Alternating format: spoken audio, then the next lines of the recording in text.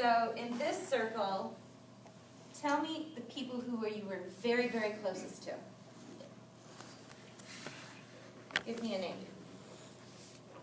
People you see every day, people that you know care about you the most. Okay, so give me a name.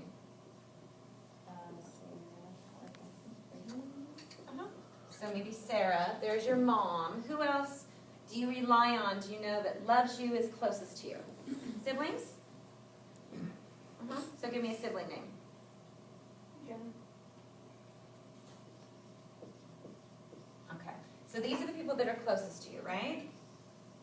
And then these are the people in this circle who are the people who you really like hanging around with, but you don't necessarily see them every day. They're not within this really tight inner circle. Who would these people be? Give me a name in your life. Chelsea.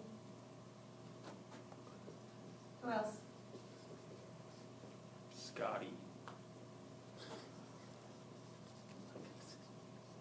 Who else? David. Okay. So then we have another circle.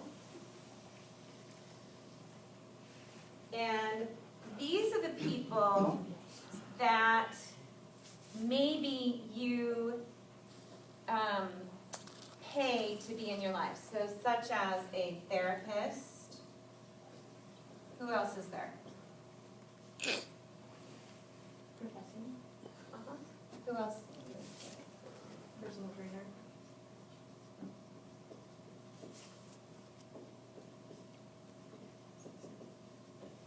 When you were talking about a PT, were you talking about a personal trainer or were you talking about a physical therapist? Physical therapist. Okay. And then there are, actually let's put these people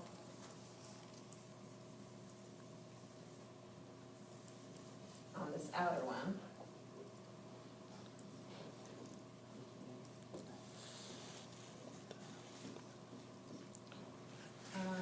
Maybe your doctor or so. So then these people would be the ones, maybe like someone that you see at the grocery clerk,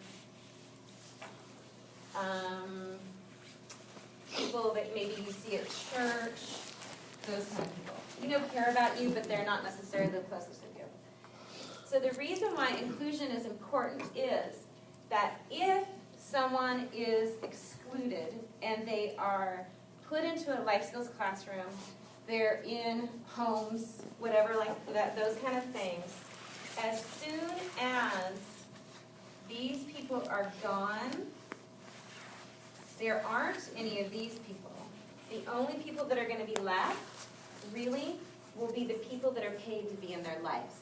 So that's why you need to have, that's why it's important to have people with disabilities included into general education. So that way, there is this community that's working with them. So, like I said, Cody's friends text me. People will say, like, I didn't even know this.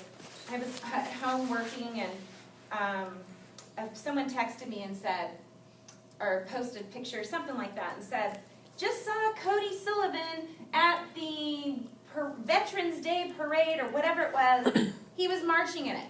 Okay, he just joined the parade because he likes parades, got in it. I didn't even know he was down there. I didn't know what he was doing, but all of a sudden I'm getting word that, oh, my boy is in the parade, okay?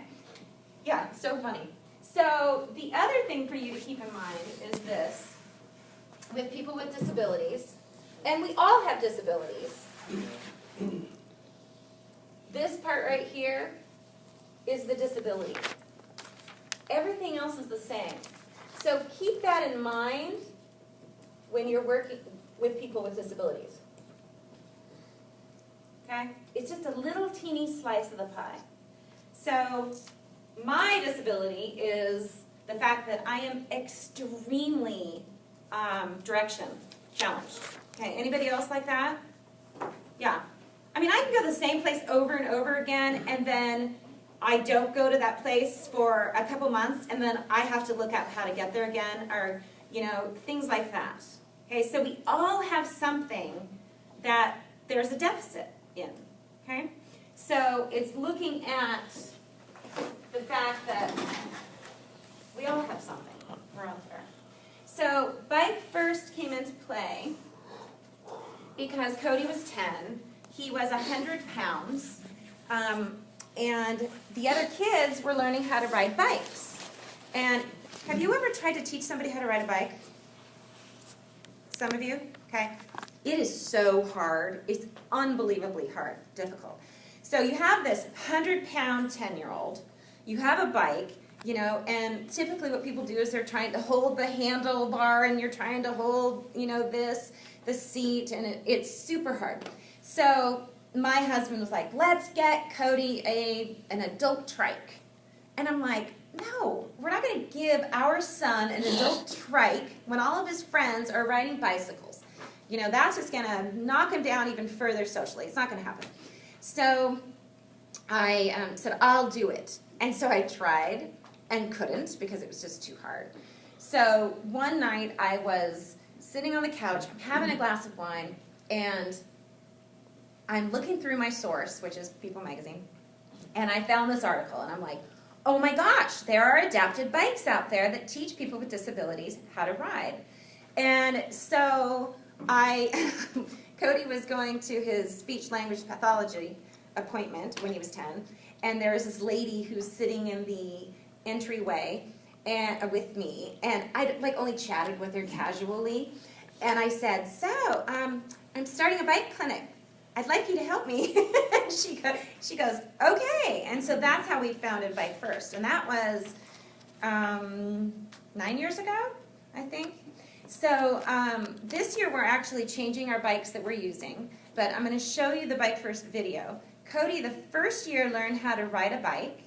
The second year he learned how to start and stop, which meant for 1 year he had a handle on the back of his two-wheeler bike.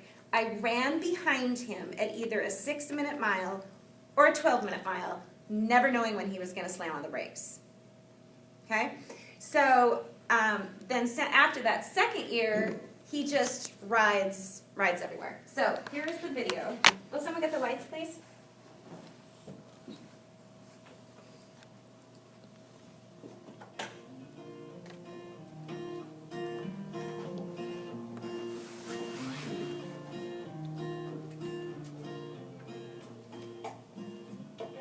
Cody, my son, was 10 years old, and he weighed 100 pounds, and he would follow the other kids around in the neighborhood, running beside them while they were riding their bikes.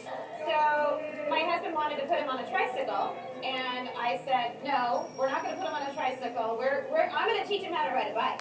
I was reading in a magazine one night, saw this program called Lose the Training Wheels, and thought, okay, this is it. I'm gonna do this. And so I decided to bring him to Portland.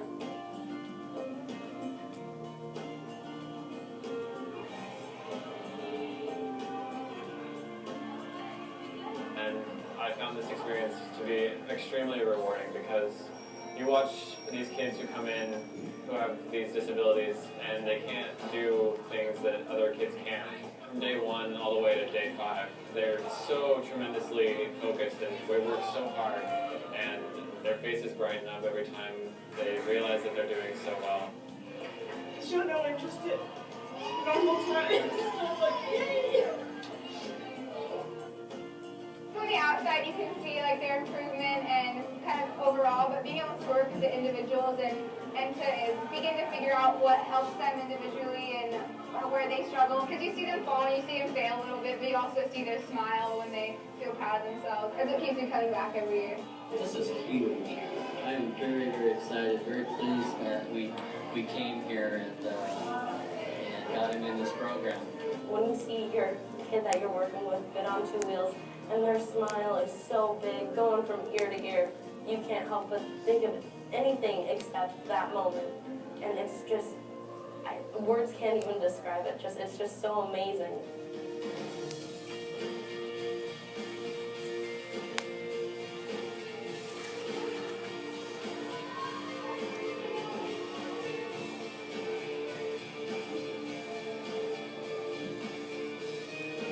can actually do things as a family and all go for bike rides.